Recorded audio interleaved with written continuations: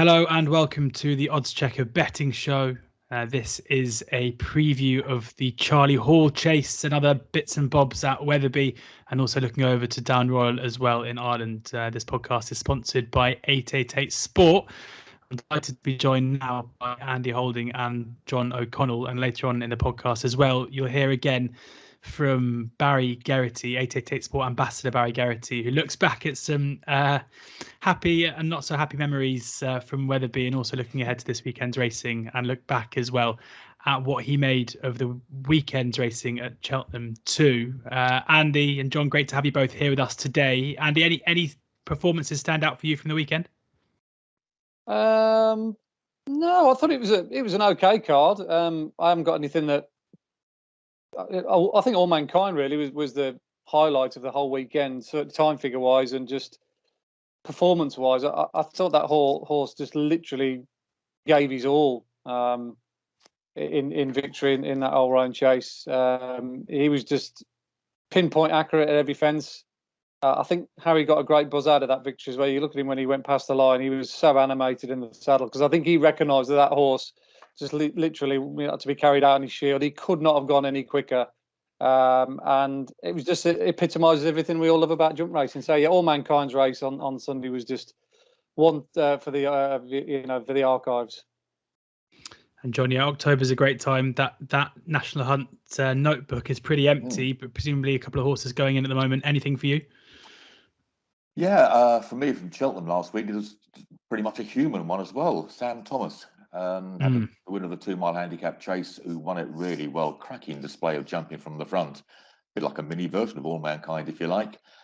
And he's been his career has been on for about 5 or 6 years as a trainer, but the last couple of years he's really taken off, and he doesn't waste many bullets at all. He's done extremely well, and he's got a horse on Saturday at Ascot I could quite fancy as well. So, but Sam Thomas, I think he's going to have a big season. Yeah, absolutely. There was some good stuff put up by yourself, Andy, and Rory on the weekend as well. Bardenstown Lad was 11-2 when we spoke about him. Yes. You gave him a big talk up. He went off just about 2-1 and won he well did, as well. He? Yeah, yeah, that was a nice one. That hopefully one or two of the viewers got the early prices, and he justified it. He did make hard work of it. I must admit, he was off the bridle at the top of the hill, but he does stay very well, as we talked about. And I think connections will probably leave him off now until something like the Albert Bartlett later on in the season. Of course, they had the third home Streets of Doyen last year, similar type. Yeah, well, let's get into the racing now. Before we do so, just going to point the listeners and the viewers in the direction of the Oddschecker app. That's where you'll get the best prices, which we'll be talking about today. Best bookie offers, free bets. You can see all of the extra place terms as well. And Andy's tips straight to the app at about 9 a.m. every morning during racing. Well, during the year, I should say. We'll start now with the Wetherby card on Saturday. We're going to do the 3 races. We're going to start off with the Mares Hurdle. We're then going to go into the West Yorkshire Hurdle and finish off with the Charlie Hall Chase.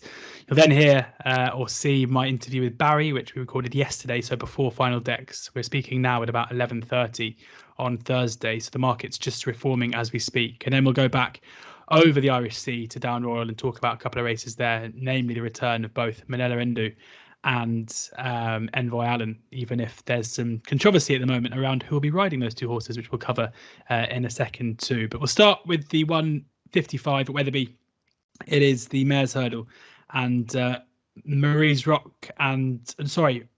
is the 11-4 favourite ahead of Ollie's Wishes at 3-1. Marie's Rock 9-2. Her Indoors 13-2. Zambella 15-2. 5-20 11-1. Getaway Queen 10-1.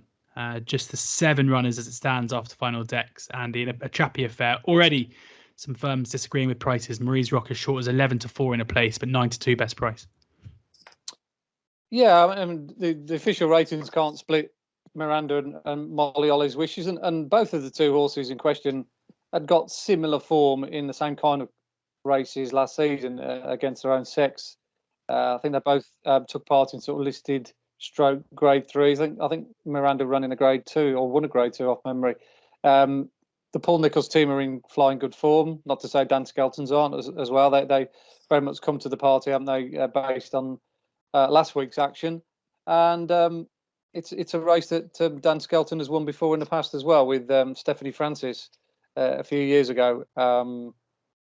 Conversely, Paul Nichols, I don't think has actually won this race yet, so he'd be looking to put that right. But there is a horse in this race, a 4-year-old, and 4-year-olds have got quite a good record in this race that I quite like. I think Alan King has very much had this race on his mind for some time with her indoors, who signed off last season with a victory, if we remember, at Cheltenham in pretty decisive fashion. It was only a handicap, but it was a good one at that, and she clocked quite a good time figure in victory that day.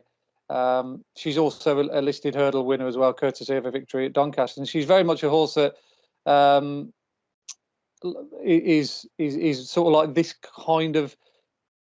She's ready to go at this kind of season, kind of horse. And they had a spin with her the other day at Nottingham in a very well-run and well-contested handicap, and she finished third behind a horse called Secret Shadow of Andrew Baldings, who went on to win very easily in listed company next time out at Newbury. And I like the way she finished off her race. I don't think Martin Hyler was overly hard on her. It had all the hallmarks of that performance of a horse that would come on for the run. That was the first run for 174 days. And that should put a cherry ripe for this contest, I'd imagine. I think this trip round here, 2 miles, good to soft ground, I would have thought, come the weekend with a little bit of rain forecast, she'll be absolutely bang on for her. She's had the run as well. I like the fact that she's had a run under her belt recently, only 24 days ago. So she'll do for me. She's shame there isn't the dead 8 runners, so we could have a nice each way chunky each way bet. But you could also back her like I would probably in a race like this. I'd probably back her to win at 6-1, which is currently her price. And then I'd look on Saturday, perhaps in the 3-place market, where you could get perhaps something in and around the even money mark to cover your stake money back if she finishes in the first 3, which I expected to do at the very least. 13-2, Andy. Sold yourself short. 13-2 best price, her indoors as it stands. Early on just late Thursday afternoon. John, how do you make this? Yeah, I'm not really a huge fan of mares races. The problem as well with this one, I don't want to get the excuses in too early, but there's a couple of different weather forecasts for tomorrow. There's a lot of rain up north. It's whether actually how much Wetherby get. They're going to get some. I've seen different reports on what they're going to get. One website says they're going to get 3/4 of an inch or so, about 18 mils. Another one says they're going to get nothing like that. So I'm working on the theory that it's probably going to be around good to soft, but it could be a little bit worse. The big 2 in the market, I prefer Miranda. I think Miranda's form in the Imperial Cup last season was pretty decent. Ollie's wishes, we normally see that over a longer trip. But yeah, I've come down on the side of her indoors as well. I like the fact that, as Andy said, had the recent run on the flat at Nottingham, which would just be to blow away the cobwebs, and this would have been the target. It's probably been the target for a couple of these, to be quite honest, but I think there's a bit of value in her about the price. Ground should be fine, provided it doesn't get really, really bad. The ground should be fine for her indoors, and I'd just about at the prices prefer her over Miranda. So her indoors, they're getting a double thumbs up from the 2 experts here. Her indoors 13-2 best price as it stands. We will move on then to the hurdle race, the West Yorkshire Hurdle. We've got Paisley Park at 9-4, Thomas Darby 7-2, Master Tommy Tucker is 11-2, Indefatigable 13-2, Run for Oscar 9-1, Prashima 12-1, Ask Dylan 18-1. Slate House 25-1. John, you agreed with Andy the first time, so I'm going to come to you first this time up and see if he can agree with you. Yeah, well, certainly Paisley Parker's lost that air of invincibility he had up until he won. Was a Cleve Hill hurdle at the start of 2020. He just looked bomb-proof in these races, but then he got beaten in the Stayers hurdle of March of last year. I think he's lost 4 of his last 5. He's now a 9-year-old. Not too sure if he's ever going to get that full mojo back. So I'm going to give that one a body swerve. Of the others, Master Tommy Tucker, we haven't seen that one over hurdles run for quite a long time. We don't often see it over 3 miles either. Thomas Darby is the one I've actually settled on in the end. Hasn't had a huge amount of runs at this trip, but I thought ran very well in the Aintree hurdle last year. And by that time, it looked as if the connections had probably just about worked out that he was a 3-miler. And he was ridden quite positively on that occasion, which wasn't the case before that at Cheltenham. So I think now that the connections are happy that he's a 3-miler, I think this is an opportunity for him. The yard of it a bit form of the last week or so, they're going pretty well. I think 3 of the last 4 runners have won. So I think Thomas Darby, now that they know he's a 3-miler, they're giving up on the 2-mile Ghost. That suits me. I would mention Run for Oscar, the Irish challenger. If they don't get much rain and it gets no worse than just the soft side of good, I think he's a massive runner in this race. I think he's a lot better than his handicap mark would imply. He's fully fit. If the conditions aren't too bad, but I don't think he wanted too soft. So he'll come into play if the weather forecast have got it wrong. But otherwise, I'm happy enough to go with Thomas Darby for your Ollie Murphy team down near the bottom. Surely, if Charles Barnes has a well-handicapped horse, he's not throwing him into a hurdle here, is he? But Run for Oscar, 9-1 best price there. Thomas Darby is 7-2. Dead 8 runners at the moment, so you're getting your 3 places. But do keep an eye on that on the oddschecker app on Saturday in case one does come out. Andy? Yeah, I love this race. If all 8 runners stay in, I'm rubbing my hands that much. I'm probably almost going to light a fire because I love races like this when you've got doubts about the front end of the market. They're just cannon fodder for someone like me. Yeah, we just really don't know what kind of Paisley Park's going to turn up. Clearly at his best, as he proved twice last season. He probably has the measure of this lot, but he's not getting any younger now, is he? And it's probably safe to say his best days are behind him. He's still going to run to a fair level, but whether he's going to be vying for Stays Hurdle glory is open to the question. And of course, he was pulled up the last time we saw him. I certainly can see John's angle on Thomas Darby. He ran really well in that Grade 1 race behind Cyrname, as he said when we last saw him. So this looks the obvious starting point for him. Run for Oscar, I can tell you quite a bit about him because I've backed him on his last 2 runs when he won in Ireland. I put him up last time. He is a proper so-and-so. If you don't know Run for Oscar, he's behind the bridle, a very tricky horse to know what's going on between his head. But when he engages top gear, he's pretty good. And the back end of that race when he won at Listowel, he was never going any better than at the finish. So staying's not a problem for him. It's just whether he's quite good enough. He was okay against handicappers, but he can't afford to go to sleep against this kind of horse because he'll drop himself out. So I think Jonathan Burke will have his hands full trying to keep his mind engaged. I'd imagine that Master Tommy Tucker will probably take these along. He's better known for his exploits, of course, over fences, but he's a genuine 2.5 mile horse for me. So it's good that he's in the race because he'll make sure that there's a pace.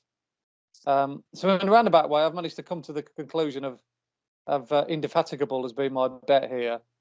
I think this is a good bit of placing by Paul Webber. He probably recognises that she's not a Grade 1 horse, albeit she did run well in Grade 1 company last season. Her run at the Cheltenham Festival behind Black Tears, and she only got beat 4 lengths that day against the likes of Concertista, was an exceptionally good one. She certainly wasn't disgraced when she finished 7th behind Tymel and Thomas Darby in that race at Aintree. And she ran off that season with a good run at Sandown in a Grade 2. But this being a Grade 2 contest, because she didn't win last season, she picks up all the allowances as a mare, only carrying 10.7. And I've noticed that Paul Webber ran her on the flat the other day. I don't think he went into that flat race the other day expecting her perhaps to win, albeit she was quite strong in the market. But the fact that she managed to beat a couple of race-fit flat race maidens from the David O'Mara and Sir Michael Stable, respectively, was a massive feather in her cap. She stayed on very eye-catchingly over 1.5 miles. And I just think that was an exercise in blow away in the cobblers, like her indoors in the previous race.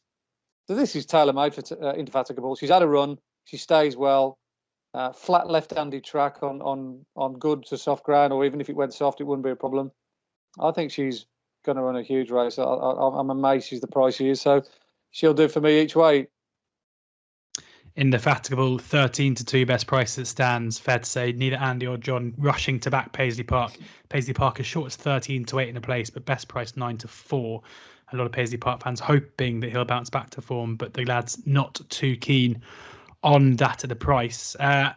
The Charlie Hall chase, the 305 on the card next up, and we see another horse with a fair bit to prove after a disappointing back end to his campaign in Cyrname. And Cyrname is the 6-5 favourite ahead of Chamblou, who's 9-2. Clondor Castle 11-2.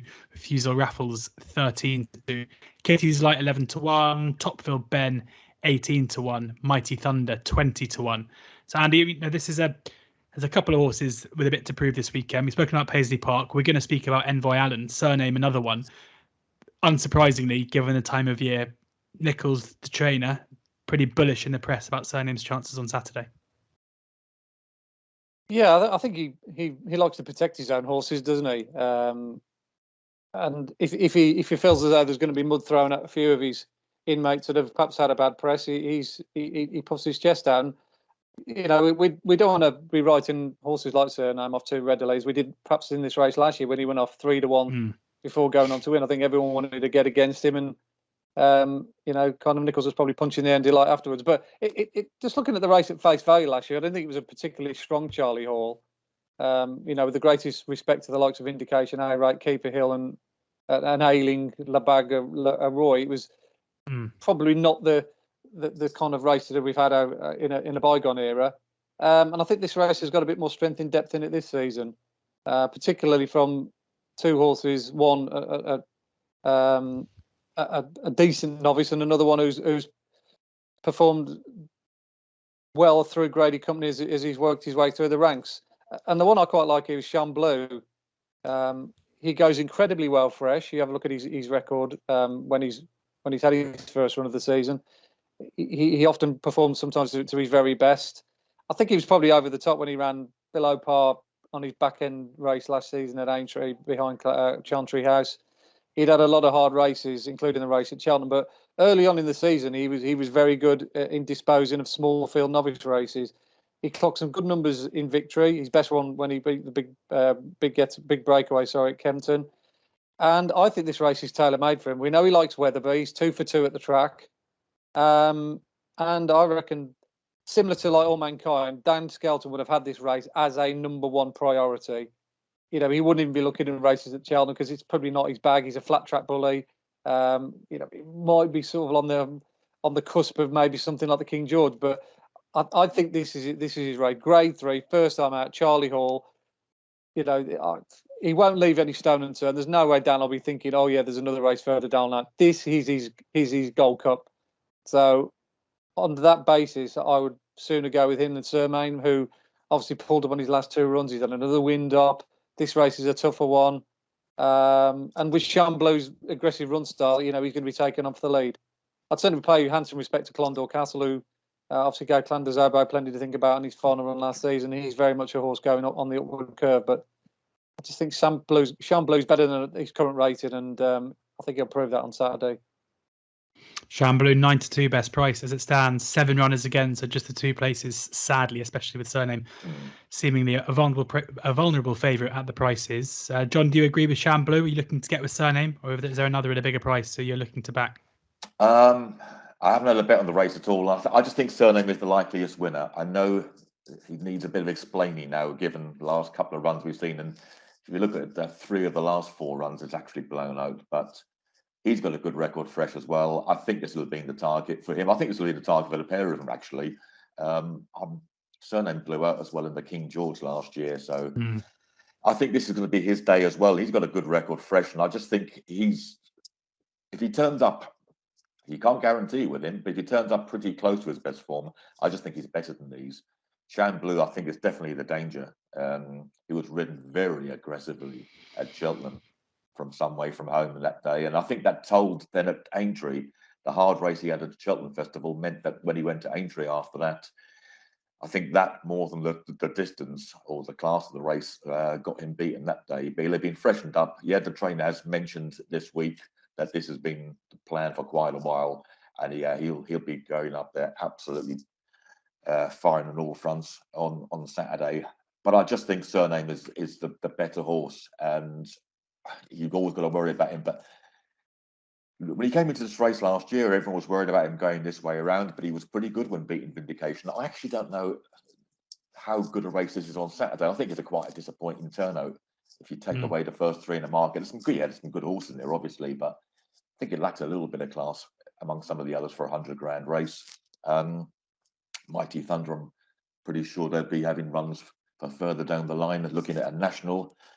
Kitty's Light is an interesting contender. If they don't have too much rain, I wouldn't be surprised if Kitty's Light surprised a few of these, because had a run under his belt, which is a really good one, I thought, at Chepstow a few weeks ago. But I just think Cyrname is the likeliest winner, and he'll probably get the job done. Cyrname, the likeliest winner, getting the job done, hopefully for John. 6-5 the price. Shan Blue, the value for Andy at 9-2. We're going to take a break now. As I mentioned early in the podcast, I was lucky enough to speak to 888 Sport ambassador Barry Geraghty. We speak about the chances of Cyrname, Paisley Park, and a couple races we're going to talk about over in Ireland too. Absolutely delighted to be joined by 888 Sport ambassador Barry Geraghty. And Barry, before we talk about another cracking weekend's racing ahead of us, let's look back over what we saw last weekend. The Jumps was back. We spoke about what we expected to see at Cheltenham. Who caught your eye over the weekend? Third Time Lucky was very impressive. Albeit he'd meet stronger opposition as the year goes on. But I thought I Like to Move It was really good in beating Tritonic. Now Tritonic didn't jump brilliantly, but Tritonic would have a big advantage on experience. But that experience didn't tell. I thought it was a really good performance by the winner. I would expect a lot of improvement from Tritonic, who was given a good bit of weight. But I thought it was just an impressive performance for a horse having a second run of Ireland's. Yeah, I Like to Move It was flagged up by Andy Holding in the preview as well, and justified that talk up for Nigel Twiston-Davis. We'll look now ahead to the racing, both over this side of the Irish Sea and the other now. I looked into, Barry, when before we speak, after my research, looked into your record at Wetherby before chatting to you. I'm taking a bit of risk here to see how you're going to take this, and one ride in particular pops up on the search machine when you Google it. 2009, Barry Geraghty, after his 1000th winner, riding My Petra in the Mares Hurdle. Barry, what happened? Yeah, she was 7-4 favourite, I think, was in the lead, turning into the straight, and there was a doll out to the right hand side that I was meant to go around on the home turn. So I was concentrating on the rail, but forgot about this doll that was, for me, it was out of the way to go around. But so I went the inside and had to pull up. Got I got 10 or 12 days, I can't remember what, but she would have been my 1000th winner that day. And I had to wait until Kempton a few days later, but it wasn't the 1000th winner that was annoying me. But that was a tough day. But Wetherby, I've ridden winners in, but I can't say I've had any great success there over the years. Interestingly, in the article that I found this, it said not only was this just your second visit to Wetherby in 5 years, but you also, when you returned on My Petra, you were greeted with boos by the fans who'd come to watch. Is that true? Oh, no, very true, very true. And 7-4 favourite. If you backed her, you'd be fairly disappointed. So, not that I would ever justify booing. I would never boo myself at anyone in sport, but if you had made an investment, you'd have been fairly disappointed to see this Irish fool going the wrong side of the marker.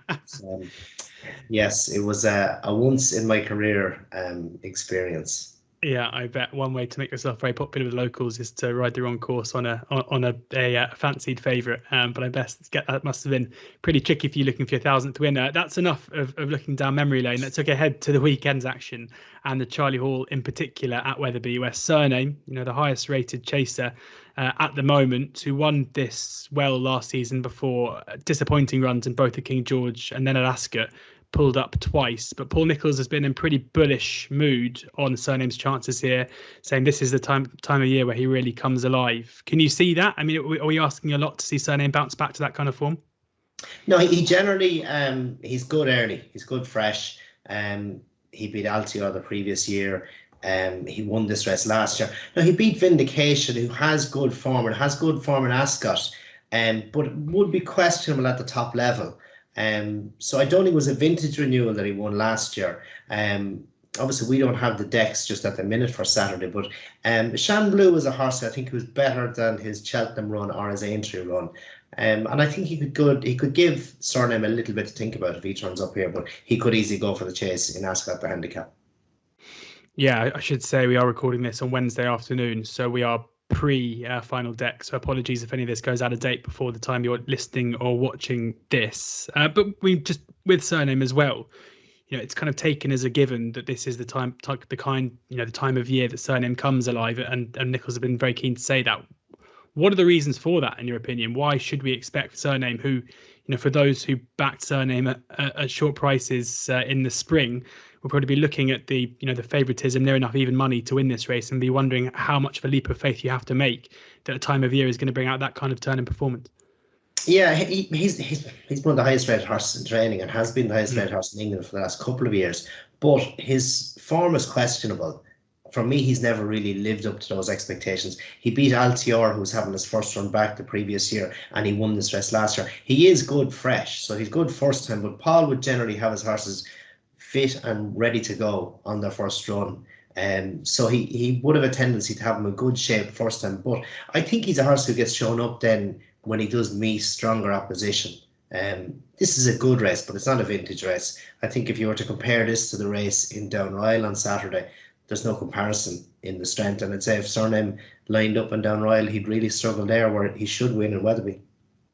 Yeah, we're going to get to that race in Down Royal in a second. But before we do, it's a bit of a theme across this weekend's racing. Big name horses, highly rated horses who've won big races, just coming back to action with a bit to prove. And the same can be said for Paisley Park, who also is running on Saturday at Wetherby after a couple of disappointing runs after that thrilling race against Time Hill at Ascot back in last December.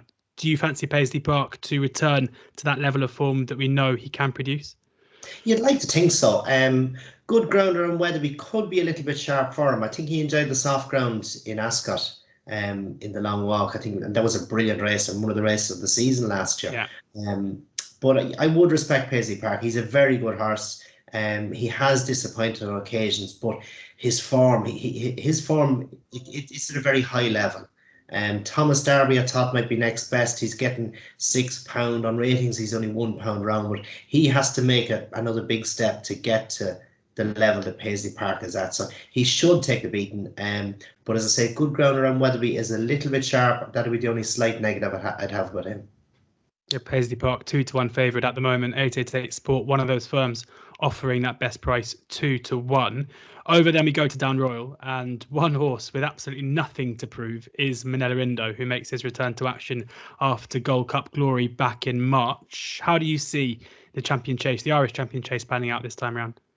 It's a brilliant race. You've Road Respect there as a dual winner, but he hasn't been seen in 2 years. And then you have Frodon, the King George winner. Down Royal as a track wouldn't be like Cheltenham. It would be a lot easier, which I think would play to Frodon's strengths. But the rain has come and it's officially yielding to soft. So it's just a better set of soft, which I think will make the difference for Minella Indo. On better ground, maybe Frodon could have the pace to trouble him. He's a real good stayer, Minella Indo, and he proved that in the Gold Cup, and Frodon was 34 lengths behind him on that occasion. So Henry would generally have his horses pretty ready and pretty sharp first time. So I think Minella Indo is another one who should take an awful lot of beating. Yeah, you spent the day with Henry de Bromhead in his yard with 888 Sport recently. Minella Indo, how were the... I'm sure the connections are pretty happy with how Minella Indo is doing at the moment, but were there any thoughts on how he would start his season? And then another interesting runner also for Henry de Bromhead is Envoi Allen, who looks at the moment set to make his return to action, who's had a tricky couple of first starts for Henry since leaving Gordon Elliott. Were there any kind of vibes you were getting from the yards on both Minella Indo and on Envoi Allen? No, they were very happy with both horses. I was with Minella Indo for a good bit of the interview, and he was fairly laid back, but that's his personality. But no, they're very happy with both horses. Envoi Allen has come back from his little injury and operation, and they're very happy with him. I was speaking to Davy Russell yesterday morning, who schooled him, and he was really happy and looking forward to getting back on him. Yeah, Envoi Allen alongside Paisley Park and Cyrname. Many punters will be hoping bounce back to form, and Minella Indo sure to be popular as well. Thank you very much, Barry, 888 Sport Ambassador, for taking the time to speak to us today, and we'll speak again next week.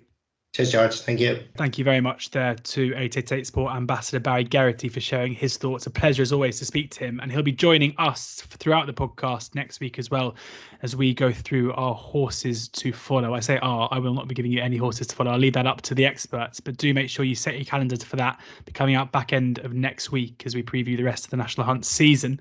Over now to Down Royal, where we'll be covering off the champion chase, the Irish champion chase, followed by the Grade 2 afterwards as well, where we see Envoi Allen's return. Start with the 250 here, and Minella Indo is the 5-6 favourite ahead of Galvin and Frodon, who are both 7-2. Delta Work 10-1. Ravenhill 50-1. And before we do get into the market and you know how you guys see the races going, some kind of breaking news this morning on Thursday around the jockey bookings, with Jack Kennedy having been booked for both Minella Indo and for Delta Work. For Davy Russell, who everyone would have expected to ride Envoi Allen, and Gordon Elliott has effectively come out today and said they are his jockeys and therefore they will be riding his horses. So Jack Kennedy will be riding Delta Work, and we will see Davy Russell riding Vado Forte, meaning that Rachel Blackmore will ride both Envoi Allen and Minella Indo. Andy, what do you make of this? Because you know we see top class horses normally, you know, the relationships between jockey and horse is so important. Bit of a surprise, therefore, to see those we'd expect to be riding the 2 odds-on favourites here dropped off in favour of riding for a trainer who's, you know, certainly making a splash on his return to the sport. Yeah, particularly as you would have thought the jockey bookings were almost in tablets of stone. The arrangements probably would have taken place well in advance. I mean, let's face it, everyone knows that Galvin, Delta Work and Minella Indo, if you're the set connections, would have been going for this race for months and months in advance. So all of a sudden, like, the decks are through, and now Gordon Elliott's flexing his muscles and saying, well, I want, you know, my jockeys to ride my horses, which I suppose in some respects he's fully entitled to do so. But you thought there might have been a little bit more, perhaps, diplomacy along the way. Certainly don't think Minella Indo, the horse itself, is going to be too affected by, you know, obviously Rachel Blackmore riding it. And I think the only one who's going to be upset by the whole situation is Jack Kennedy, which is, you know, a little bit annoying considering he's told that perhaps that horse might be his ride for the rest of the season, having won the Gold Cup on him. So yeah, interesting little developments, a little bit of a, you know, kind of like niggle, a bit of bristling going on there between a bit of needle, yes, perhaps in amongst the ranks. So yeah, but the race itself, I mean, I think Minella Indo is the right favourite. He has to be, doesn't he? He's a Gold Cup winner. He was good first time out last year as well. So if you think, well, is he best fresh? You know, he had a hard race first time out at Wexford last year on heavy ground or soft ground, and he still came through. So, providing his jumping holes up, and that's always been a little bit of his Achilles heel here, there, and everywhere. He was very good in the Gold Cup when he needed to be, but the time before he was a bit hesitant. So, you know, it can happen, and at a short price, it just depends on what kind of mindset you are as a punter, whether you want to go in first time out, particularly up against a horse like Galvin, who's fit. You know, he's already proven himself so far this season, 17 days ago when he won first time out pretty decisively. He's a good horse, Galvin. You know, he keeps going away in his business steadily, slowly under the radar. You know, won the National Hunt Chase. You know, we don't really know how good he can be, whether he'll make up into a Gold Cup horse or whether there's connections say he's going to end up being a Grand National horse. Time will only tell.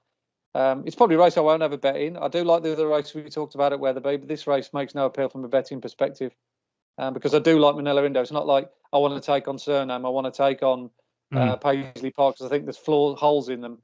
I don't really see a hole in Minella Indo. So unless John's got a strong opinion, I'd probably just say I'm going to watch this one from afar and let the best horse win. Interesting that you mentioned there, you know, you don't know what the target's going to be for Galvin, because in his quotes to the media this morning, in justifying the jockey, everything that's been going on with the jockey bookings, Gordon Elliott said, well, you know, Minella Indo might have won the Gold Cup last year, but Delta Work's our Gold Cup horse, so hopefully Jack will be happy to ride him for that reason. The discrepancy in prices, 5 to 6 to 10 to 1, might mean that's optimistic thinking from Gordon. He just doesn't jump well enough at the top level for me, Delta Work. He's been around Cheltenham a few times now, and every time he's made mistakes. Yeah, so I mean, for me, like Galvin's a far more reliable conveyance. John, how do you see it? I'll be with Frodon in this race, I think. I think Minella Indo is the best horse in the race, Gold Cup winner, obviously, but this isn't going to be the be-all and end-all. I think he'll have a couple of big targets this year, and they'll be further down the line, back in the spring. So I think Frodon, this and the early part of the season, these smallish field races up to half a dozen runners or so, you just know he's going to go from front. He's going to be jumping brilliantly under Bryony Frost. I think Frodon has been a bit underestimated in the market for this race. I think it's probably, Frodon was well beaten by Minella Indo in the Gold Cup last year, but I think going this way round, A smaller field this time of the season, where it's going to be more Frodon's plan than Minella Indo's plan, more Frodon's Cup final, if you like. Although it's not to say it's his absolute target. It's probably going to be the King George of Boxing Day. I think he'll be far enough forward, I think, Frodon, to give the favourite a bit of a scare at the prices. And just a discrepancy in the prices, I'm happy enough to be with Frodon. Galvin, yeah, could never underestimate Galvin. He just keeps getting better all the time. And you don't know how good he is, really. So I think he's an intriguing runner in a contest like this. This will tell us an awful lot about Galvin, about where he stands. He's got the fitness advantage as well. So I wouldn't be surprised if he puts it up to them. But I'm just about in the Frodon camp for this particular race. Wouldn't be the case 4 months down the line, but it is for this race. Frodon 7-2, as I said, and we heard Barry Geraghty a second ago giving a positive mention for Frodon as well. Cheltenham over the Gold Cup trip doesn't seem to suit, but anything shorter, you forget how top class Frodon can be. So Frodon there, 7-2 for John. The final race we're going to be previewing here is the 325 at Down Royal, where Envoi Allen returns, and Envoi Allen is 3-1 on Cocoa Beach, 7-1, Vado Forte 15-2, Ferry Hill Run 10-1, 150-1 and 250-1. The two outsiders of the pack, Echoes of Family, and You Know Me Too Well. John, Envoi Allen 3-on, a horse that's failed to get round in his last two starts, but has all the ability in the world, quite clearly. Things haven't really clicked since moving from Gordon Elliott's stable over to Henry de Bromhead's. Is that a worry? Can we pick holes in this 3-on shot? Well, his first 3 runs over fences this time last year, or the first half of the season, were perfect. Jumped really, really well. He met every fence on a stride. He was really good. And then Cheltenham, just a fall, just a novelty fall. It can happen. And then he finished lame when we saw him after that, just over the Easter period. So it looks a lot worse on paper with a P and an F next to his name than what it really is. Just at the prices, though, I think it's 3-1 on against a horse in Vado Forte, who's got the run under his belt and was an absolute revelation at Limerick a few weeks ago. I thought he was really good on this sort of trip as well. We knew him as a 2-miler for Tom Lacey over here, but Gordon Elliott purged him, went up in trip with him, and he just looked a more complete animal the other day. And Envoi Allen will be just getting this one back on track. His class will very, very probably pull him through. At 15-2, I can't let the other one go unbacked. No, we don't have the 8 runners, but we've got 2 places, which I think will be good enough for me anyway. So 2 places with 2 3-figure prices as well. Yeah, Vado Forte, I'm happy enough with that one. As I say, Envoi Allen, the better horse, and he will be know that better as the season goes on. But it's first day back for him. The other one, it's only about 10 with the weights on Saturday. He's probably only about £10 to find, and he's got that fitness advantage as well. So if there's ever a time that Vado Forte is going to beat a horse like Envoi Allen, it's going to be this weekend. So at the prices, I'm happy enough to take a chance on him to do it. Vado Forte 15-2, the value play there for John. 2 places, 6 runners, 2 of them though very, very big price indeed. Andy, I'm pretty confident you're not going to sit here and tell us that Envoi Allen is a bet at 3-on. No. But can you pick holes? Can you see a way to get against him, or is it a case of sitting back and enjoying and hoping for a return to form? I just got to hope that Envoi Allen doesn't go the same way as Sam Crow, who was a top class novice hurdler. Actually, I think he won the same race, didn't he, as Envoi Allen did, the Ballymore, and then had a patchy record over fences until sort of like his temperament got the better of him. I just didn't think he really looked as though he fancied the game after a little while, and that's because I just hope that they can keep the wheels back on with Envoi Allen. I think it was 1 or 2 little circumstances here and everywhere, rather than his mind going, that prevented him from getting round on his last 2 starts. And this is a good starting point for him. The opposition does not particularly strong. If he's anywhere near his best, he should win at a cakewalk. I think John Zyle highlighted the one I'd probably bet without the favourite if I was going to have a bet in the race, Vado Forte, because as John's already touched upon, he comes off the back of a convincing win first time out. A little bit fragmented that race got towards the back end of the race. The horse of Willie Mullins went lame at the top of the hill at Limerick, and his main market rival, January Jets, didn't quite see the race out. But look, he could only beat what was in front of him. The time figure was pretty good. I think Coco beats once further, doesn't he? I think that probably might be gearing him up for something like the Troy Town. That kind of race, 3 miles around Navan, off close to top weight, with perhaps Shane Fitzgerald taking 5 off for gigging stand. That seems to be a policy that they're using of late. I think he'll be tailor made for a race like that, but I can't see him being effective 2.5 miles around here on goodish ground against Envoi Allen. So that probably means that Vada 40 will just have too much for him and Chase Am the favourite. That's the way I'd see it. Vada 40, the most likely, let's say, to beat Envoi Allen. But going to be fascinating either way. If not as a punting heat, certainly be interesting to see how Envoi Allen does get on. That brings us to an end of this preview of the weekend's racing. Thank you very much to both of our guests for their insight today. And thank you very much once again to 888 Sport for sponsoring this podcast and for allowing Barry Geraghty, their ambassador, to join us for a chat. He'll be back with us next week. We'll be back next week with a Horses to Follow podcast. So please make sure you subscribe to our YouTube channel or subscribe to the podcast on any podcast platform as well. Do download the oddschecker app for the best prices, bookie offers, free bets, and the best tipsters in the game, including Andy Holding himself. Thank you very much for listening. Enjoy the racing, and please gamble responsibly.